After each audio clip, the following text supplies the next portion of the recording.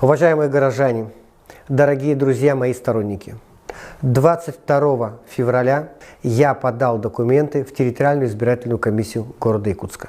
Мои документы принимала сама председатель территориальной избирательной комиссии Самойлова Алла Георгиевна. Все документы были переданы, и у нас есть документальные кадры в полном порядке.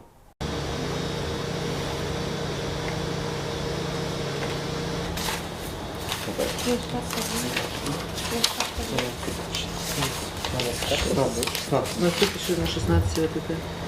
На 16. А здесь будет на 12 На 16, да, кажется, 4. Так, и еще. По 3 листа. Ну, по 3. Раз, два, 3, на 4, да?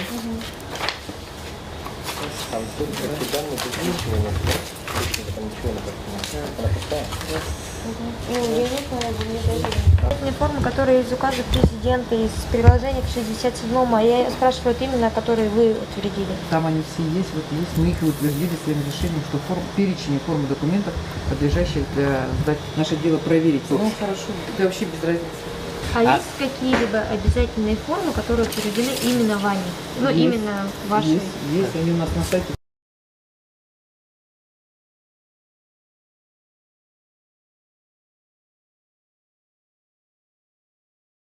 Однако на снятие моей кандидатуры о якобы неполноте документов подала партия «Родина» в лице Аяла Прокопьева. На предварительных слушаниях 12 марта территориальная избирательная комиссия написала возражение об отказе иска Аялу Прокопьеву. Между тем, через сутки, 13 марта, эта же территориальная избирательная комиссия указала на то, что она признает этот иск.